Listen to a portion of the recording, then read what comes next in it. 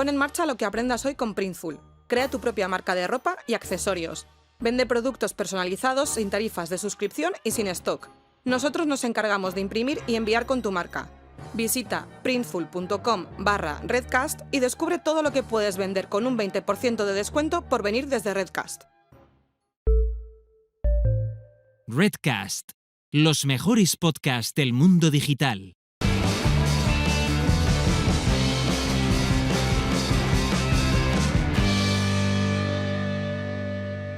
Bienvenidos al podcast de Innocabi con Alfonso Prim. Aprenderemos, compartiremos vivencias sobre marketing online, emprendimiento, negocios, posicionamiento online y lanzamiento de proyectos empresariales, siempre contados desde la experiencia.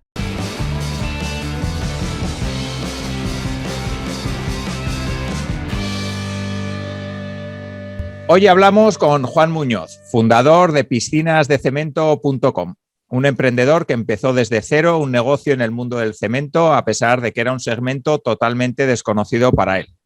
Poco a poco fue adquiriendo los conocimientos necesarios para fundar Piscinas de Cemento en 2003 y crear su propia gama de cementos. A partir de ahí, el crecimiento de la empresa en clientes, proyectos y aplicaciones de sus soluciones ha crecido tanto que desde Ibiza buscó la expansión internacional y hoy están en países como Estados Unidos, Panamá, Países Bajos, Grecia o Portugal. Su mente inquieta, además, le ha llevado a explorar el mundo de las casas pasivas e incluso a crear su propia agencia de marketing online. Así que de cómo empezar un negocio, hacerlo crecer, diversificar y mucho más hablaremos a lo largo de la entrevista. Y saludo ya a mi invitado de hoy. Hola, Juan, y muchísimas gracias por estar aquí. Hola, Alfonso, muchas gracias. Un placer. Muchísimas gracias. Pues si te parece, Juan, cuéntanos brevemente, luego entraremos un poquito en detalle porque sí que me suele gustar pues desgranar un poco tu experiencia poco a poco y más cuando habéis tenido o cuando en tu caso tienes varios proyectos de los que podemos hablar y de forma profunda, ¿no? Entonces cuéntanos brevemente un poquito tu trayectoria hasta llegar aquí y luego entramos en detalle en cada proyecto. Vale, bueno, al final yo vengo del mundo totalmente diferente del mundo de la construcción. Yo durante 15 años fui tripulante de Iberia y una cosa me llevó a la otra. Iberia me enseñó cómo trabajar en equipo y luego esas herramientas las he ido poniendo en práctica en siguientes proyectos. Bueno, al final ha sido un cúmulo de circunstancias y bueno, poco a poco te voy a ir contando, pero la verdad es que si yo pudiera volver atrás y me dicen que esto iba a ser así, no me lo hubiera creído. Está siendo un sueño, la verdad. Vale, cuéntanos un poquito esa parte de cómo decides emprender. ¿Cómo decides pues, dejar Iberia y montarte tu propio negocio en un sector que no conoces de nada? Hombre, en mi caso fue fruto de una necesidad. Porque al final yo tenía una vida muy cómoda, tenía un sueldo estupendo, una empresa con unas prestaciones sociales maravillosas y bueno, pues, pero claro, yo quería tener hijos, tuve una hija y yo no quería viajar, no quería estar 18 días al mes fuera de mi casa. Entonces, bueno, casualidades de la vida, tenía un problema de humedades en mi casa y bueno, pues contacté con una persona que me iba a echar una mano a repararlas. Aquello se convirtió en reparar una humedad de una pared, se convirtió en hacer una reforma integral de la casa entera. Y entonces ahí algo se despertó, ¿no? Digo, bueno, esto me gusta. Y la persona que me ayudó me dijo, o sea, dice, mira, yo quiero crecer, creo que eres una persona con la que podría contar. Digo, bueno, pues yo no sé nada de construcción. Y digo, bueno, yo te enseño. Y un poco ahí empezó la cosa. Iberia me dio la oportunidad de tener una reducción de jornada. Entonces, durante pues como 3-4 años estuve trabajando en Iberia viernes, sábado y domingo. Y de lunes a viernes trabajaba vendiendo cemento y los fines de semana pues me iba a volar a cualquier parte del mundo que me requiriera Iberia. Y bueno, al final fue prácticamente todo autodidacta, porque las fábricas, las marcas, nosotros nos dedicábamos a vender productos de terceros. Entonces, esas fábricas eran las que te iban dando la formación y luego tú llegabas a los sitios y, bueno, al final, al principio es súper difícil porque nadie te escucha, nadie te hace caso. Pero bueno, yo nunca me rendí y poco a poco el motivo fue ese, ¿no? Una necesidad de querer un cambio de vida. Y por ahí empezó. al principio. Vale, es curioso que para muchos una obra es, vamos, una auténtica pesadilla y para ti supuso un cambio en tu vida. Sí, me gustaría también hablar de eso también después, porque hay que intentar cambiar un poco, ¿no? O sea, hay que intentar dejar... La gente piensa en obra y piensa en eso, piensa en una pesadilla. Y hay que cambiar... Yo soy el que está constantemente rompiendo una lanza por eso. O sea, al final, las obras, al final uno está mejorando su casa es su mundo, su entorno, y uno tiene que saber contar con las personas adecuadas para hacer esas reformas. Es una cosa que me gustaría desde aquí romper una lanza por los buenos profesionales del sector, que ya si quieres iremos hablando. Pero sí, creo que tiene que ser algo especial, ¿no? Trabajar en tu casa de esta forma. Mira, eso es interesante y no es una pregunta que tenga en el guión, pero sí que me gustaría cuando sea a lo largo de la entrevista o ahora si quieres, que nos des algunas pautas para elegir un buen profesional. ¿Cómo alguien que no tiene ni idea, como puedo ser yo, puedo elegir un buen profesional o qué cosas tendría que fijarme para elegirlo? Bueno, lo primero, tú tienes unas necesidades en tu hogar, por eso estás recurriendo a hacer una reforma. Y esas necesidades tienes que ser capaz de encontrar una persona que sepa entenderlas, o sea, que sepa transmitir, que sepa entender qué necesitas tú. Volviendo a lo que hablabas en otro podcast del que te decía que había escuchado tuyo, hablar de comunicación, o sea, es todo. O sea, la comunicación es básica y en este sector mucho más. O sea, si tú tienes un problema de confort térmico en tu hogar, que tienes humedad o que tienes un problema de choques térmicos, necesitas a alguien que lo entienda. Y eso es lo primero. Entonces yo lo primero que recomiendo es alguien, obviamente, que demuestre unos conocimientos técnicos, pero después que tenga la suficiente empatía como para saber qué es lo que tú necesitas y tratarte de forma absolutamente individual.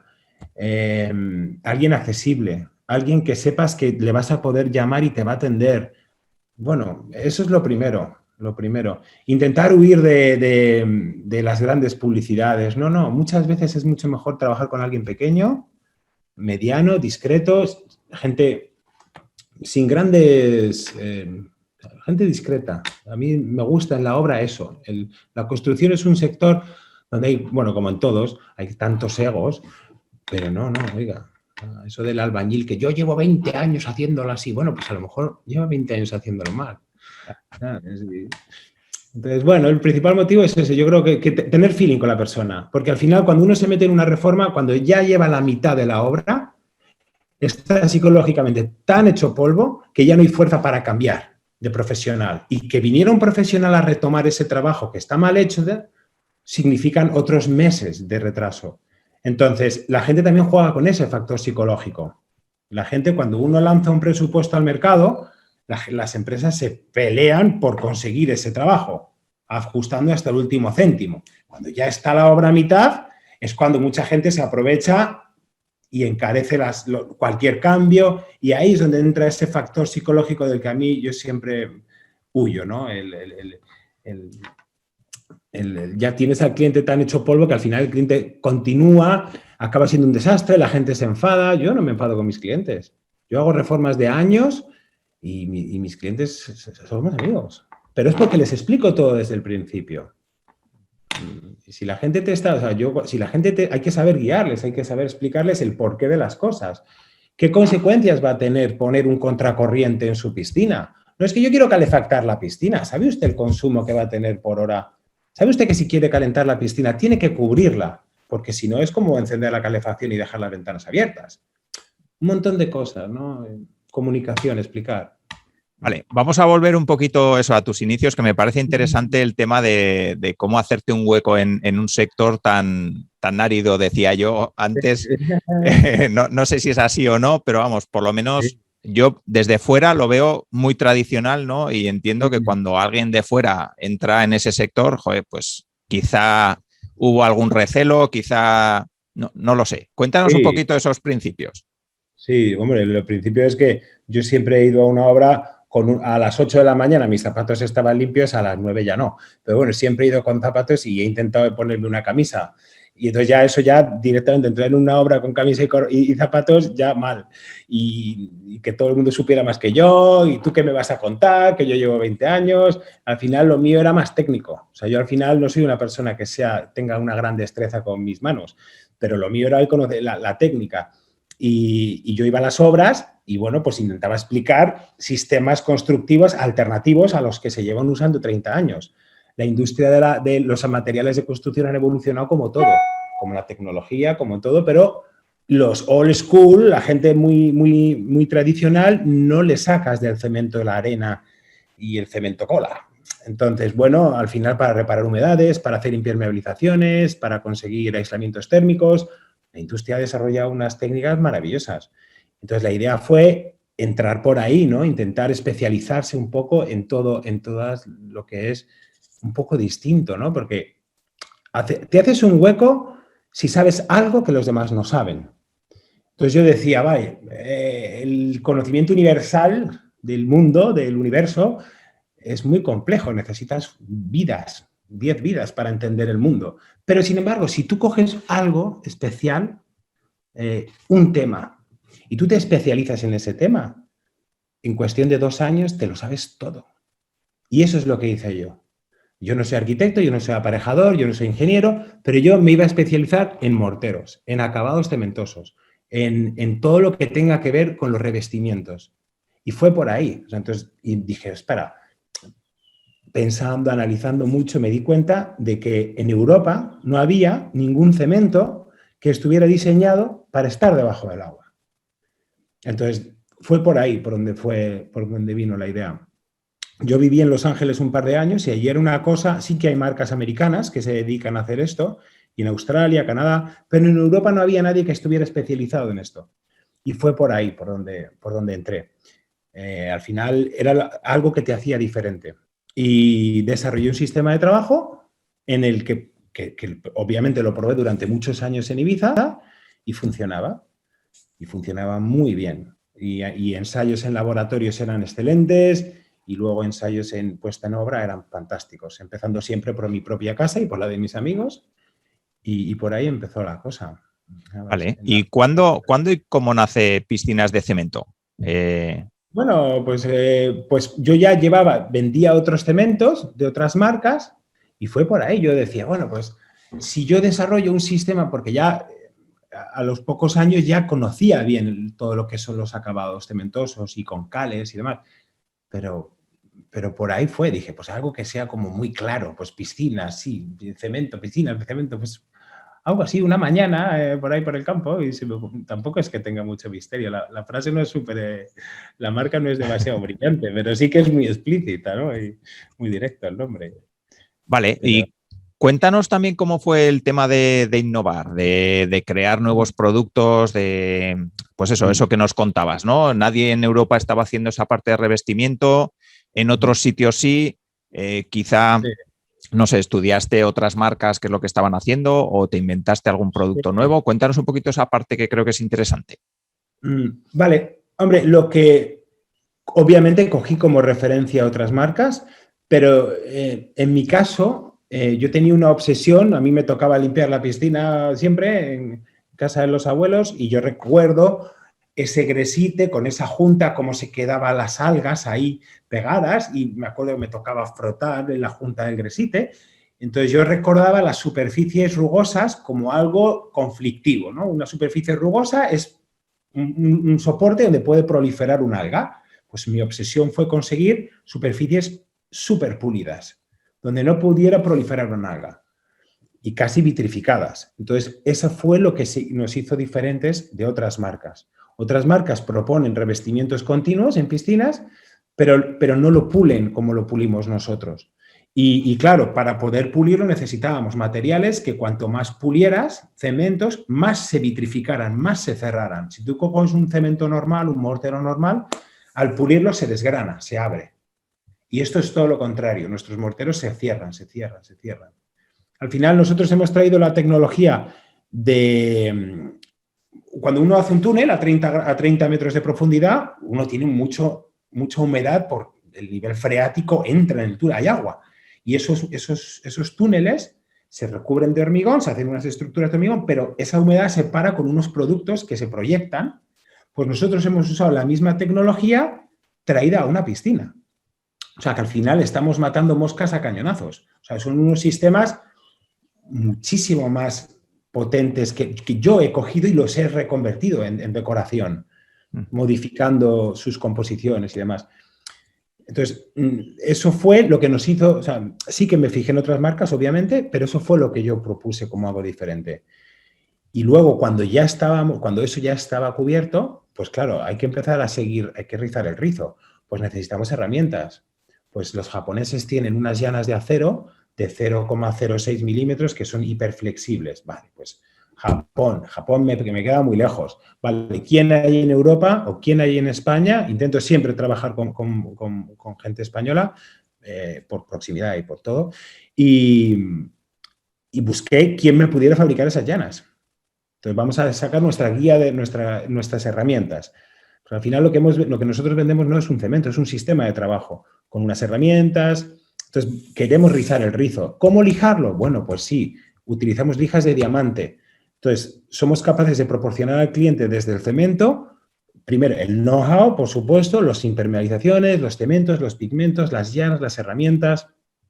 Y cuando ya todo eso estaba cerrado, es cuando empezamos a desarrollar otros productos para paredes, suelos. Pero ahí obviamente el mercado está súper trillado. Hay muchísima competencia en gente que hace cementos o, como llama todo el mundo, microcementos, que no es con microcementos lo nuestro. Entonces ahí no éramos competitivos. Éramos competitivos en piscinas. Pero el que quiere probar, también tenemos revestimientos de paredes y suelos muy buenos. Vale, ¿y vendéis a profesionales o No, una obra hecha al cliente final? Vendemos, intentamos, en cada país tenemos o en cada comunidad autónoma tenemos una persona a la que nosotros tardamos un año en formar. Porque al final no es solamente hacer así con una herramienta, hay que leer el soporte. O sea, yo me especialicé en dar soluciones técnicas a problemas constructivos. O sea, yo sé de estructura, yo sé de hormigón, yo sé cómo el hormigón va a fisurar, sé cómo hay que armarlo, sé qué va a pasar si se hace la mitad del salón hoy con el hormigón y mañana vuelves. Todo eso es lo que, al final, mis cementos se comportan de forma solidaria con el soporte sobre el que lo aplique. Por lo tanto, si el soporte que hay abajo tiene movimiento y rompe, mi cemento rompe. Entonces, por eso es muy importante, yo tardé un año en formar a una empresa ya no solo a nivel técnico, sino a nivel comercial. ¿Cómo tiene que explicarle al cliente las cosas? A mí no me puede venir un cliente, no, es que fulanito me dijo. No. O sea, la información es súper importante, que nadie cree falsas expectativas de lo que está comprando. Porque al final las cosas que nosotros hacemos es artesanía. Entonces son acabados hechos a mano, que tienen vida propia y que con el paso de los años irán envejeciendo de una manera con mucho carácter. Si alguien pretende que esto sea 100%, que no haya manchas, no. O sea, puede haber alguna mancha, hay que explicar cómo hay que limpiarlo. Por lo tanto, vendemos siempre a profesionales y nosotros o ejecutamos el proyecto o lo derivamos a nuestro profesional más próximo. Vale, cuéntanos un poquito cómo fue el salto de, vale, pruebo mis cementos en las piscinas de mis amigos, en los conocidos, en mi entorno cercano, a de repente lo hago a mayor escala, digamos en Ibiza, y luego ya digo, venga, voy a saltar al siguiente punto. No sé si España o ya a otros países. Cuéntanos un poquito esa parte y cómo diste a conocer la empresa. Pues ahí las maravillosas redes sociales. Al final, claro, uno toca la puerta de alguien. Yo trabajé mucho en la puerta fría, pero es que, claro, en el momento en el que el mundo te da una herramienta que te permite enseñar cómo trabajas, o sea, ya eso despierta, o sea, tiene una fuerza que es que no somos conscientes de hasta dónde llegamos. Yo quise enseñar a través de mi Instagram la cara B del trabajo. O sea, yo quería que la gente pusiera cara a una empresa y que supiera que si nos contrataba iban a estar esos señores trabajando de esa misma manera que estaban viendo en sus propias casas. Y lo hice un poco, pues casi como un hobby al principio y ha funcionado. Entonces fue a través de Instagram. De repente recibí una llamada de un belga En Bélgica estos acabados son muy solicitados y están muy avanzados ahí, son muy, muy buenos allí en Bélgica. Y me llamó un señor que dijo que llevaba años buscando un producto como el nuestro para piscinas, que quería venir a ver si de verdad funcionaba. Bueno, pues vino a Ibiza, estuvo con nosotros unos días, le enseñamos piscinas viejas que llevaran 6, 7 años hechas, le enseñamos cómo trabajamos y bueno, pues le gustó muchísimo. Entonces digo, bueno, yo quiero ser vuestro distribuidor en Bélgica, Holanda, Países Bajos. Digo, pues vale. Yo no me digo, ya que te pones así, ¿no? Que no te voy a decir que no. Entonces así fue. Luego lo mismo pasó con Panamá. Yo quiero hacer lo que haces tú en Panamá. Pues ven a verme. Y vino. Y lo mismo en Miami. Y lo mismo en Grecia. Y, o sea, es una cosa alucinante. O sea, y todo esto nunca hubiera sido posible sin las redes sociales. Nunca. Vale. Así que Dios bendiga las redes sociales. Vale. Pero, Y a nivel de estructura de empresa, ¿cómo te organizas o cómo ha sido la evolución? Digo, porque ya si entráis en obras, si entráis en hacer obras, si ya hay que exportar, si no sé si a nivel de dimensión de empresa ha crecido mucho o ha crecido poco y subcontratas cosas. Cuéntanos un poquito esa parte de gestión. Vale, bueno, la gran pasión de mi vida siempre ha sido el deporte y el jugar al baloncesto en Estados Unidos ha sido mi vida durante muchos años. Y luego la aviación. Entonces, los aviones y el deporte han sido mi vida, casi la mitad de mi vida. Entonces, ¿yo qué hice? Bueno, pues yo enfoco mi empresa como si fuera un equipo de baloncesto y un avión. ¿Por qué? Bueno, al final en un avión, ¿qué pasa? En un avión se suben 15 tripulantes y 3 pilotos o 4 y no se conocen de nada. Y se suben en un avión y se van a Buenos Aires y el vuelo sale perfecto. Y dices tú, ¿cómo es posible? Bueno, pues porque hay unos protocolos de trabajo y porque hay unos procedimientos que cada uno sabe qué tiene que hacer en cada momento. Pues eso es lo que yo llevé a mi empresa. Y sobre todo, al igual que en un equipo de baloncesto, pues un pivot no le puedes poner a subir el balón, porque al final lo que tienes que hacer en una empresa es lo mismo que en un equipo de fútbol o de lo que sea. Ser capaz de poner a la persona con mayores habilidades a hacer lo que realmente sabe hacer. Entonces, así lo hemos enfocado nosotros.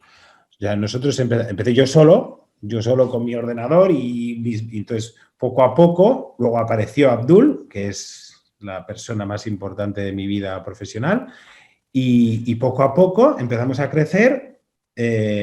Por un lado, nosotros solo trabajamos todos nuestros artesanos son marroquíes. Es una filosofía de trabajo, es gente que no bebe alcohol, es gente que lo llevan en la sangre. A la artesanía lo llevan en la sangre. Uno si ha visto la Alhambra, pues ya con eso es suficiente, yo creo. ¿Cómo está? Entonces, si tú coges un artesano marroquí y le das tecnología alemana pues, y herramientas japonesas, pues se convierten en genios. Entonces, la parte profesional, fuimos poco a poco creciendo de la mano de Abdul. No podíamos, trabajábamos en casas de clientes muy especiales, no podíamos poner un anuncio en el periódico y que viniera cualquiera sin tener referencias suyas. Entonces, hemos ido siempre creciendo, nuestro personal ha ido cada año entrando poco a poco y hemos ido formándole, Abdul y yo, y esa parte ha ido creciendo por ahí. Luego, Paloma, mi mujer, es la que bueno, ella también era tripulante como yo y es la que se ha cogido las riendas de todos los temas laborales y fiscales y demás. Tenemos 2 personas en oficina que nos ayudan y luego, desde Madrid, tenemos un hub desde donde distribuimos los materiales a cualquier parte de Europa o del mundo. Ahí tenemos, también al final uno en una pequeña empresa se tiene que rodear de gente que sepa que es de su máxima confianza. Entonces, ahí en Madrid está pues un gran amigo mío de Iberia reconvertido a trabajar con nosotros, que también tiene esa filosofía de trabajo, de trabajar en equipo, que es lo que te da también trabajar en un avión. Apareció la gran Cristina, que es maravillosa, que cogió las riendas de la comunicación. Entonces, al final, somos casi 50 personas en las que cada uno tiene un cometido y funcionamos como un reloj. O sea, al final, nadie crea falsas expectativas de nadie, uno sabe qué tiene que hacer cada uno y así es. Y si las cosas están claras y la gente está motivada, uno se va a la luna. Si es que no hay grandes secretos en la emprendeduría. Rodearse de gente que le apetezca hacer lo que hace. Y ya está. Y Sí. tratarlos con todo el respeto y el amor del mundo. Y ya está. Vale, Juan, pues muy interesante esta parte de cómo habéis conseguido hacer crecer la empresa de una manera tan interesante y con ese concepto tan bueno del equipo de baloncesto y el avión, ¿no? Que me ha gustado mucho. Así que me gustaría preguntarte, porque sé que tienes nuevas ideas, que tienes nuevos proyectos, ¿cómo surgen un poco esos nuevos proyectos, esas ideas que hablábamos antes, pues eso, de cómo hacer, ahora te metes en hacer casas pasivas, crear una agencia de marketing? Cuéntanos un poquito esa parte de generación de ideas y cómo van surgiendo. Bueno, al final cuando alguien es inquieto, observas diariamente lo que pasa a tu alrededor. Y si tienes una pequeña capacidad de sentir que puedes cambiar cosas, pues creo que yo soy muy crítico con los críticos. Me da mucha rabia la gente que lo único que hace es quejarse y criticar las cosas. Oye, si usted quiere cambiar algo, hágalo usted, empiece por usted mismo. Entonces yo lo que intento es, allá donde entramos, en cualquier negocio, intentar cambiar las cosas. Entonces, bueno, las casas pasivas es un buen ejemplo. Al final dices tú, llevo más de 10 años trabajando para otras personas para ayudarles a promocionar una casa, a comprar un terreno, a hacer una casa. Vale, pues ¿por qué no hacerlo nosotros? Y ya que lo hacemos nosotros, ¿por qué no nos guiamos y nos fijamos en los espejos, o sea, en los ejemplos pues, más eficaces, más sostenibles? Al final, cualquier idea, da igual, cualquier idea es buena, simplemente es saber desarrollarla.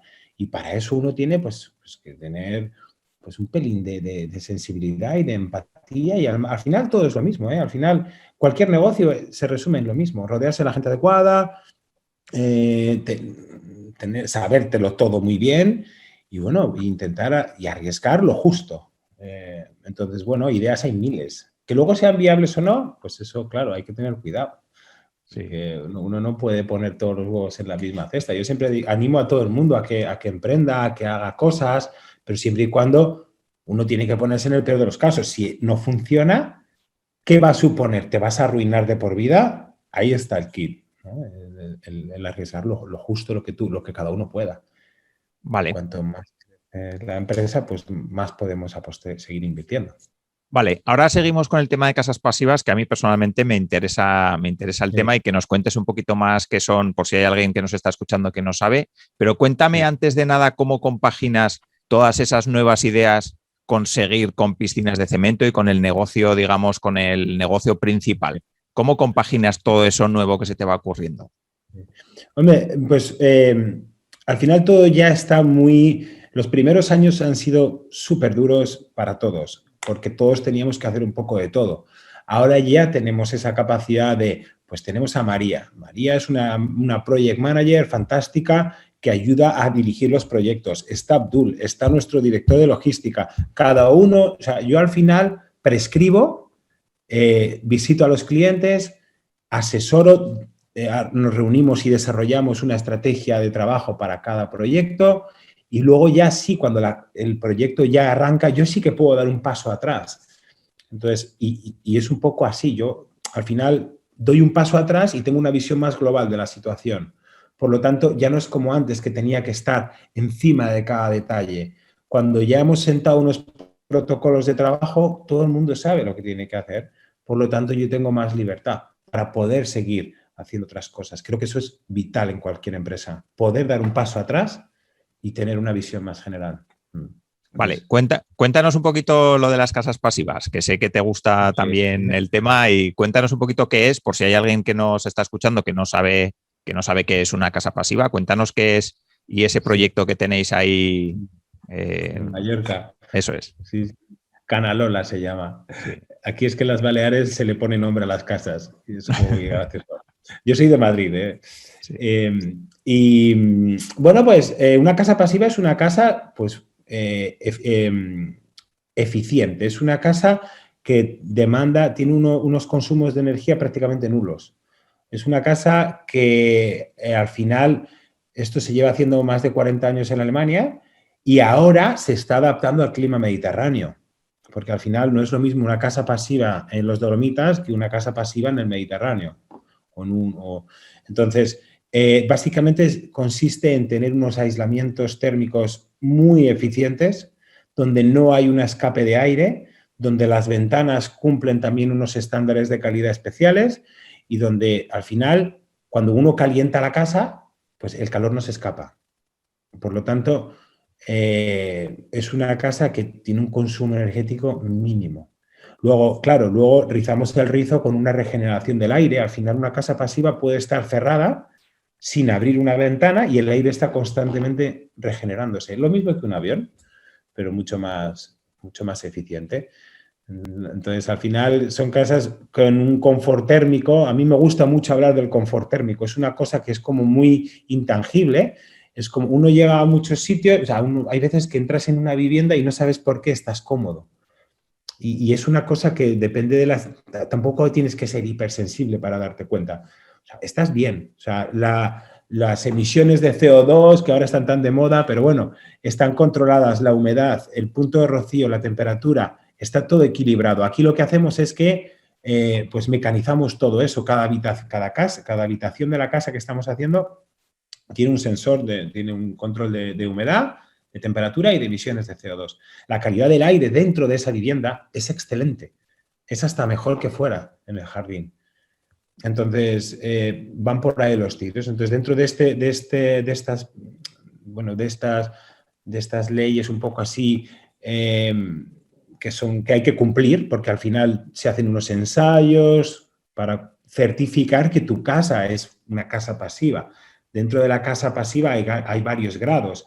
Premium, Plus, depende de tu coeficiente de hermeticidad, depende de si utilizas placas solares, el número de los kilovatios hora que generas en tu jardín. Luego la cosa se complica si quieres. Y bueno, yo me fui a los estándares Passive House, pero donde no ponen en duda, o sea, o no cuestionan el material con el que se fabrica la casa.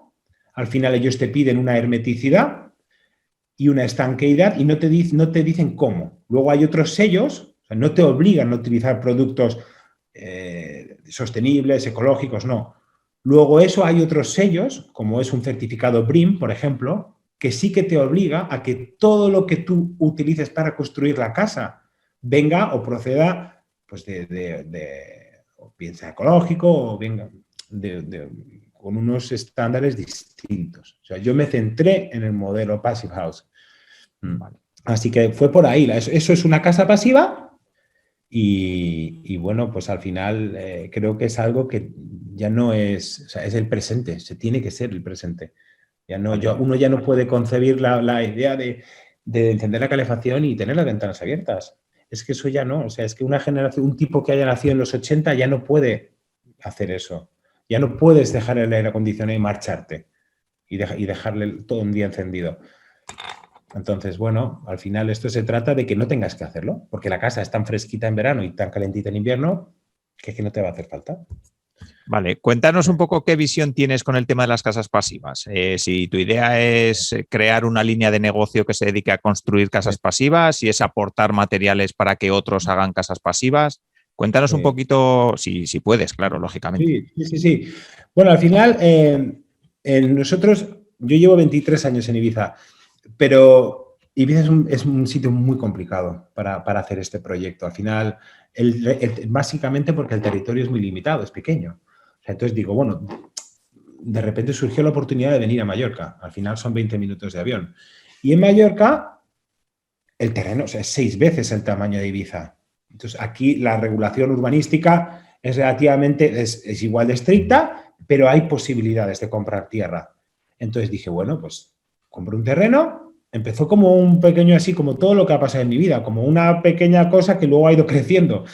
Entonces, compré un terreno, hicimos una casa, estamos construyendo una casa, llevamos 5 meses, nos queda 1 mes y medio para acabarla, que está hecha con estructura de madera. Pero claro, el 90% de las casas pasivas que se hacen con estructura de madera, la madera viene de Finlandia.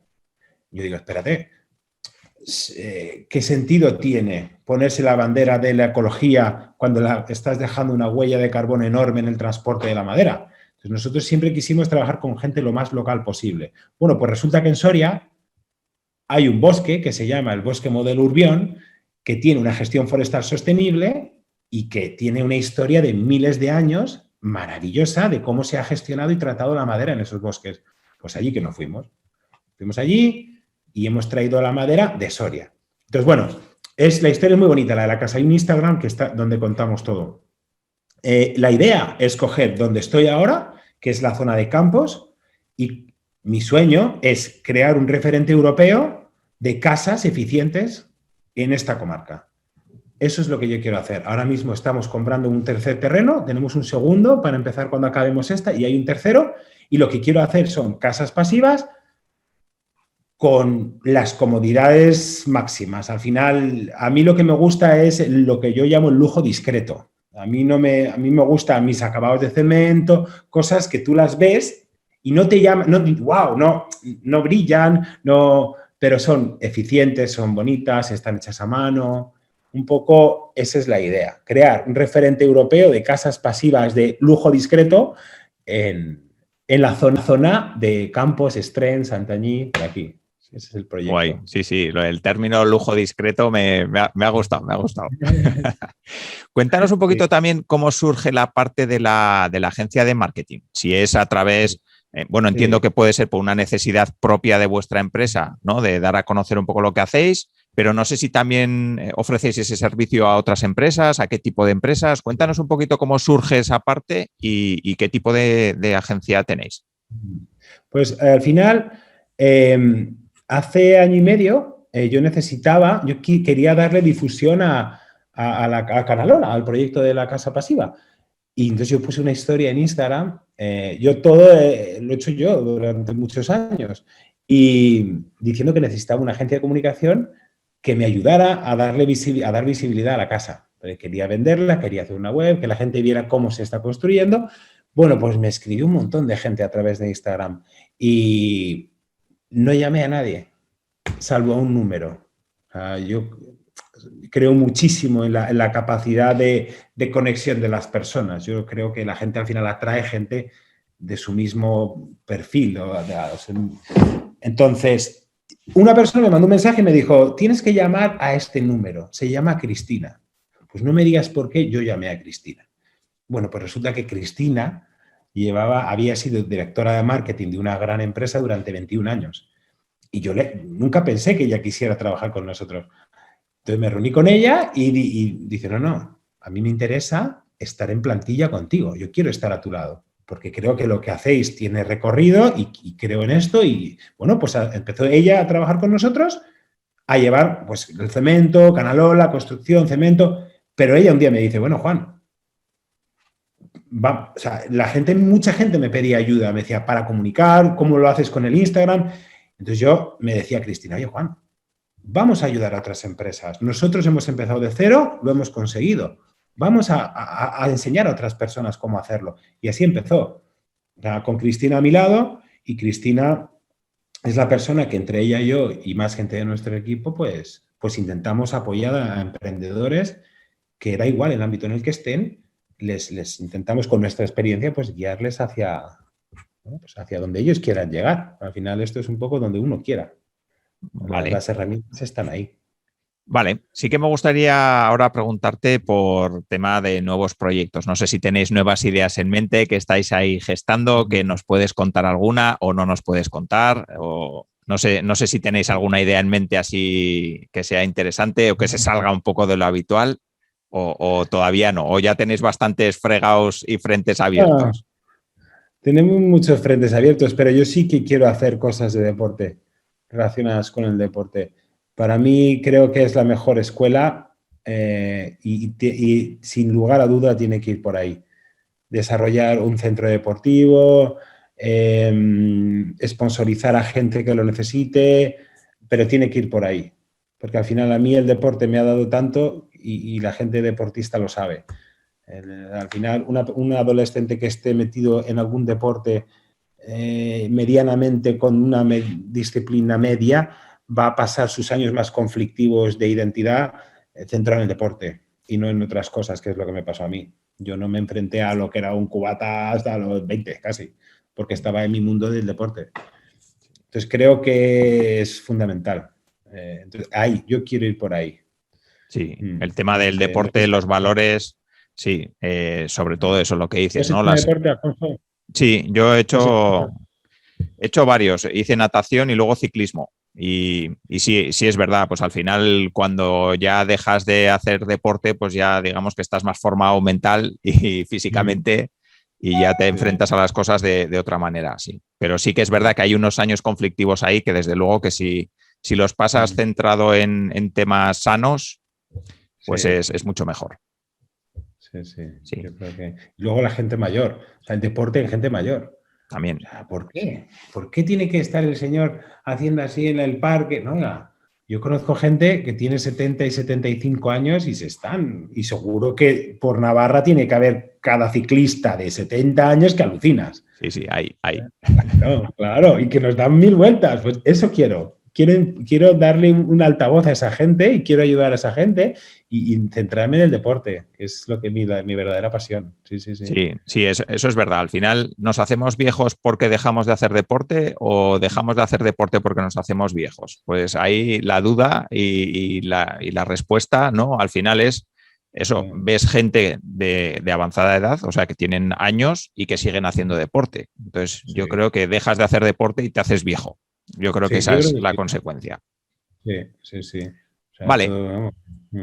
Vale, sí que me gustaría, Juan, ya casi para terminar, que nos des algún consejo pues para esas personas que les ha gustado la entrevista, que están motivadas para lanzar una idea de negocio.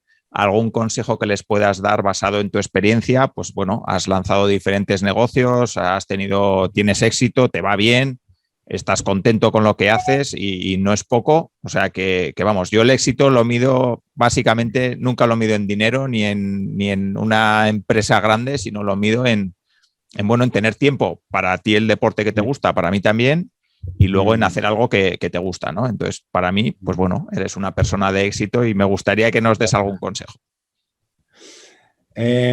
Bueno, al final, cada uno tiene que... O sea, yo lo que está claro es que siempre escuché hace años una reflexión que me gustó mucho y que la pongo en práctica y se lo digo mucho a la gente que le interesa. Yo pienso que uno de los 20 a los 30 años tiene que hacer 1000 cosas, muchas cosas de todo tipo diferentes y tiene que equivocarse muchísimo, hacer muchas cosas. De los 20 a los 30, o sea, de los 30 a los 40, tiene que aprender de todos los errores que ha cometido de los 20 a los 30. O sea, al final tú de los 30 a los 40 te vas a equivocar, tienes que aprender porque le has metido la pata 1000 veces. A partir de los 40 uno ya sabe en qué él es bueno. Todos tenemos capacidades para destacar en algo. A los 40 tienes que saber qué es en lo que tú sabes hacer. Y de los 40 a los 50 tienes que hacer eso en lo que tú eres bueno. Y enfocarte a eso. O sea, a los 40 uno ya tiene la cabeza lo suficientemente amoldada para saber que tengo que ir por ese camino.